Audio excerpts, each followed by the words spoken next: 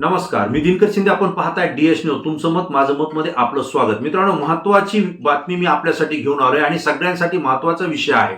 कारण आपल्याला माहिती आहे की महाराष्ट्रामध्ये आता वादळी वारे सुरू होणार आहेत. एक जोरदार आणि मुसळधार पाऊस प्रत्येक जिल्ह्यामध्ये पडणार आहे. हवामान अभ्यासक पंजाबराव डग यांनी नेमकंच आपल्याशी बोलताना म्हणजे डीएस न्यूजशी बोलताना आपल्या शेतकऱ्यांशी संवाद साधला होता आणि त्यांनी सुद्धा सांगितलं होतं की 30 मे पर्यंत राज्यभरामध्ये प्रत्येक जिल्ह्यामध्ये पाऊस पडणार आहे आणि जवळपास 3 ते 4 दिवस हा पाऊस प्रत्येक गावामध्ये या ठिकाणी राहणार आहे. आणि या पावसाला सुरुवात सुद्धा झालेली आहे.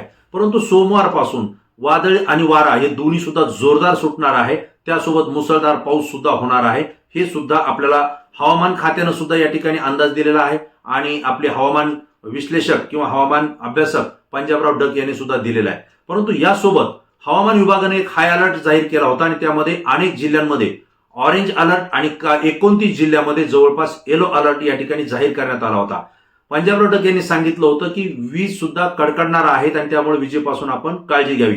परंतु त्यानंतर एक दुसरा हाय अलर्ट आलेला आहे आणि तो आहे महावितरण कंपनीकडून म्हणजेच विद्युत वितरण कंपनीकडून म्हणजेच लाईट विभागाकडून हाय अलर्ट आलेला आहे. कारण जर राज्यामध्ये 4-5 दिवस वादळी वाऱ्यासह मुसळधार जर पाऊस होणार असेल तर निश्चितपणे विद्युत वितरण कंपनी म्हणजेच महावितरण ही लाईट बंद करून त्या ठिकाणी काळजी घेते, जेणेकरून लाईटच्या तारा वायर कुठं तुटू नयेत आणि जे काही विजेचे पोल आहेत हेही पडू नयेत. आणि जर ते पडले तर पावसामुळे पाण्यामुळे जमिनीमध्ये घरावर करंट उतरू नये याची काळजी महावितरण कंपनी घेत असते. आणि त्यामुळं वादळी वारा आणि मुसळधार पाऊस सुरू झाला की महावितरण कंपनी हे विद्युत पुरवठा खंडित करते म्हणजे बंद करते. यावेळेस तर हाय अलर्ट हा हवामान विभागाने दिलेला आहे पावसाच्या संदर्भात.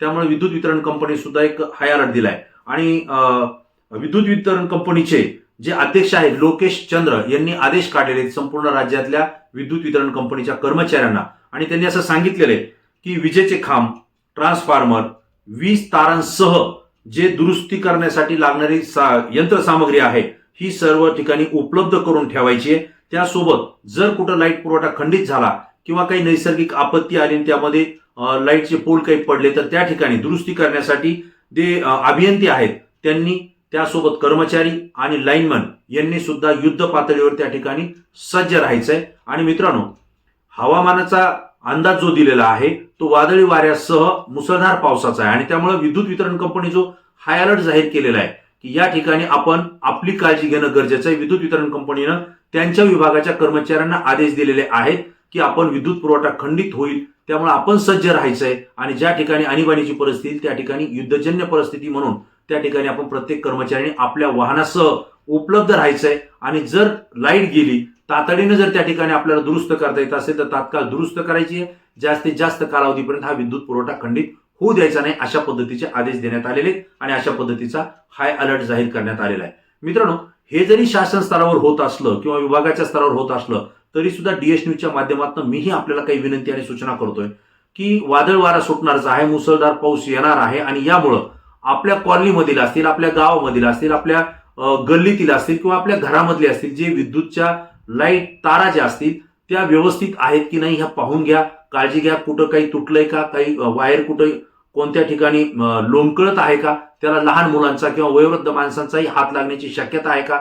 आपले शेतकरी बांधव आहेत त्या शेतकरी बांधवांना सुद्धा मी विनंती करतो की आपण गावाच्या बाहेर राहत आहे, कुणी वस्तीवर राहते तर कुणी शेतामध्ये घर करून आपण राहत आहोत. परंतु या ठिकाणी राहत असताना या विद्युत वितरण कंपनीने जो इशारा त्यांच्या अधिकाऱ्यांनी दिला आहे तसंच आपण सुद्धा आपली काळजी घेतली पाहिजे.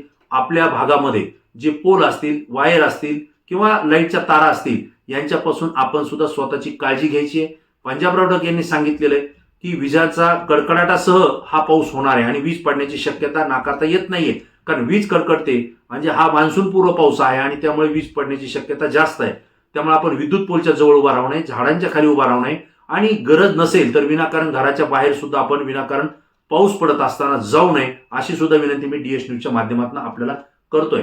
याही पुढे जाऊन मित्रांनो, महावितरण कंपनीचे जे लाईनमॅन आहेत किंवा कर्मचारी आहेत हे आपापल्या पद्धतीने युद्ध पातळीवर प्रयत्न करतायत. परंतु पावसाची परिस्थिती आहे, वादळी वारा आहे, आपण सुद्धा त्यांना समजून घेण्याची गरज आहे. कारण त्यांना सुद्धा कुटुंब आहे, त्यांनाही घर आहे.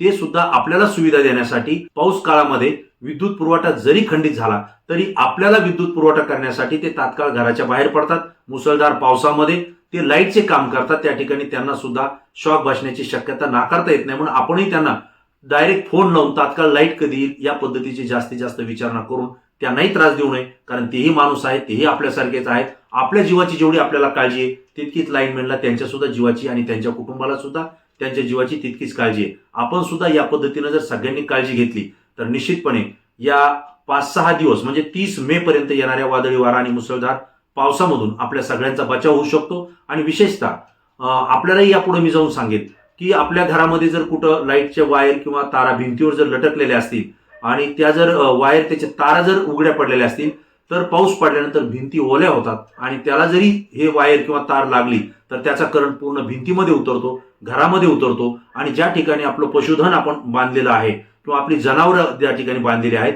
त्या ठिकाणी सुद्धा विद्युत पुरवठा असेल तर आपण तिथं सुद्धा काळजी घेण्याची गरज आहे. कारण पावसामुळं या तारा ज्या तुटलेल्या असतात यामुळे करंट उतरतो आणि आपलं हजारो रुपयांचं, लाखो रुपयांचं पशुधन त्या ठिकाणी गमावण्याची वेळ आपल्यावर येते, जी कधीही भरून निघत नाहीये. आणि म्हणून या सगळ्या काळजी आपण घ्यायच्या आहेत. आता नदी नाले ओढ्यांना पाणी येणार आहे, तळ्यांना सुद्धा अनेक ठिकाणी पाणी आलेलं आहे. आज दिवसभरामध्ये आणि कालही दिवसभरामध्ये म्हणजे 2 दिवसामध्ये राज्यभरातल्या अनेक जिल्ह्यामध्ये मुसळधार पाऊस झालेला आहे, पाणी आलेले आहे, अनेक शेतामध्ये तळे साचलेले आहेत.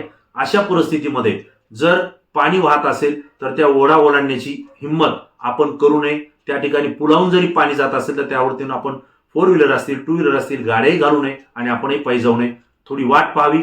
पाणी त्या ठिकाणी गेल्यानंतर आपण जाण्याचा मार्ग शोधावा. आपलं जीवन सुरक्षित ठेवावं, आपलं कुटुंब सुद्धा सुरक्षित ठेवावं. परंतु आपल्याला मी आवर्जून सांगेन या ठिकाणी हवामान विभागानं आणि महावितरण म्हणजे लाईट विभागानं दोघांनी हाय अलर्ट राज्यामध्ये जाहीर केलेले आहेत. यावरून आपण समजू शकतो की राज्यामध्ये प्रत्येक जिल्ह्यात या पुढच्या 6 ते 7 दिवसांमध्ये किती मुसळधार पाऊस येणार आहे आणि किती वादळी वारा येणार आहे. कारण अरबी समुद्रामध्ये कमी हवेचा दाब त्या ठिकाणी तयार झालेला आहे आणि त्यामुळे चक्रीवादळ हे काही ठिकाणी चक्रीवादळासारखं वादळ सुद्धा आपल्याला पाहायला मिळणार आहे. त्यांनी सुद्धा सगळ्यांनी या ठिकाणी काळजी घ्यायची आहे. संपूर्ण महाराष्ट्रातल्या DS न्यूजच्या प्रेक्षकांना मी विनंती करेन की आपण या 5-6 दिवसामध्ये पावसाळ्यामध्ये दिलेल्या सूचनांचं पालन करावं आणि विद्युत वितरण कंपनीला सुद्धा आपण सहकार्य करून आपल्याही जीविताची आपण काळजी घ्यावी एवढीच विनंती या ठिकाणी करेल.